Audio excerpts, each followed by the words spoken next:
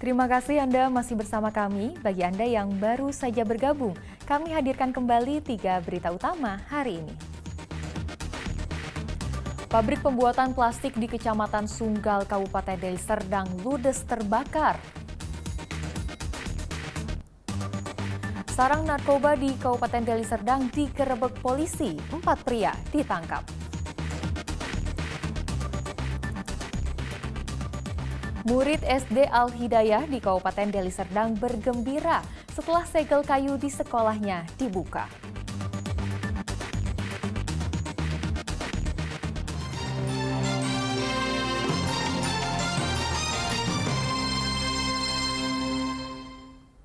Kita ke informasi selanjutnya. Murid dan guru SD Al-Hidayah di Desa Seismayang, Kabupaten Deli Serdang bergembira karena dapat belajar di dalam kelas setelah segel yang dipasang sekelompok warga Dusun 15 di sekolah mereka dibuka.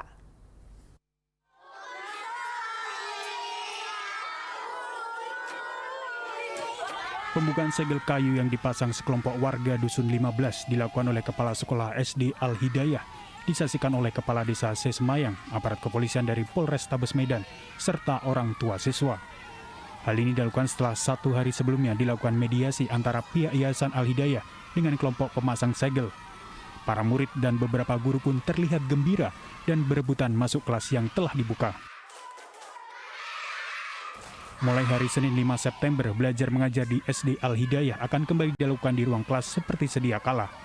Para orang tua berharap permasalahan tanah sekolah tidak mengganggu lagi proses belajar mengajar, sehingga para siswa dapat belajar dengan tenang di ruang kelas sesuai haknya. Apalagi sekolah yang tidak memungut biaya ini dirasakan sangat membantu bagi warga yang kurang mampu. Jangan lagi diganggu gugat tentang pendidikan anak-anak ini. Sekolah gratis ini. Kalau ini gratis. Gratis. Di sini sekolahnya gratis. Banyak anak-anak yang nggak mampu di sini. Bahkan ada yang sekolah nggak pakai baju seragam. Di sini disediain baju seragam. Di semua perlengkapan sekolah dibiayain di sini. Harapannya ke depan, mudah-mudahan jangan ada yang seperti ini lagi. Anak saya 1 TK, yang 1 kelas 6. Ini akan diproses dulu Mas ya. Kalau untuk substansi perkaranya, kalau bersahabat rekan media, prosesnya sangat sederhana. Jadi kedatangan kita kemari didampingi dengan Bapak dari desa, Bapak Kepala Sekolah. Harapan kita adalah untuk kegiatan belajar mengajar anak-anak ini tetap berjalan baik sebagaimana mestinya. Sebelumnya, sekelompok warga menyegel ruang sekolah karena mengklaim bahwa tanah yang ditempati sekolah adalah milik masyarakat Dusun 15. Akibatnya, proses belajar mengajar dilakukan di emperan sekolah. Sementara pihak yayasan memastikan bahwa tanah tersebut merupakan tanah wakaf yang digunakan untuk masjid dan sekolah. Akibat penyegelan, pihak sekolah kemudian melaporkan 3 orang warga Dusun 15 atas dugaan pengrusakan sekolah ke Polrestabes Medan. Muhammad Hamdani melaporkan dari Kabupaten Deli Serdang. Bupati Labuan Batu Selatan Edi Min marah-marah dan mengusir puluhan pendemo perpanjangan kontrak kerja yang menggelar aksi di kompleks rumah dinas Bupati.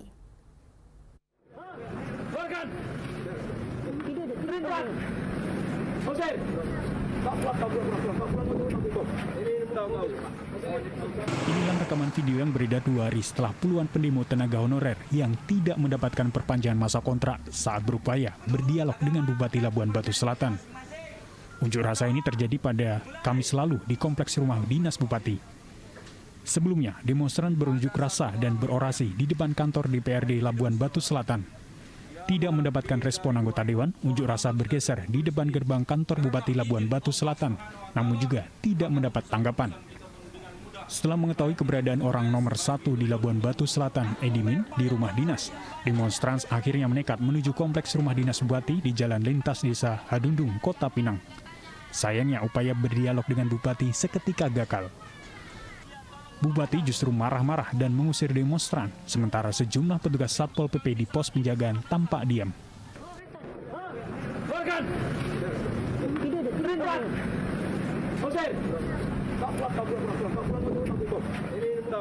Saat dikonfirmasi wartawan terkait video marah-marahnya tersebar di media sosial, Edimin malah menjelaskan perihal penghentian kontrak pegawai honorer yang tidak lagi diperpanjang. Kita beranggapan selama ini mereka kerja itu tidak efektif. Itu laporan kepala dinas kemarin juga. Yang kita merjangkan ada 5 OPD di pemerintah kita merjangkan menjadi 5 tidak ada lagi sekarang. Dinas pariwisata sudah gabung. Dinas pariwisata sudah gabung. Dinas apa lagi? Hampang, pertanian, perkebunan. Nah, itu kita merjangkan menjadi satu OPD. Jadi ya otomatis honor yang di situ ya kita pindahkan sebagian ke dinas yang lain. Hingga akhir wawancara, Edimin tidak membahas sedikitpun perihal tindakan mengusir demonstran dari rumah dinas Bupati Labuan Batu Selatan. Tuti Alawiyah Lubis melaporkan dari Kabupaten Labuan Batu Selatan. Ketahuan mencuri ikan teri, bocah laki-laki berusia 14 tahun di Kelurahan Bagan Deli, Kota Medan disiram bensin hingga terbakar. Tak hanya korban, pelaku dan anak pelaku juga ikut terbakar dan dirawat intensif di Rumah Sakit Angkatan Laut Medan.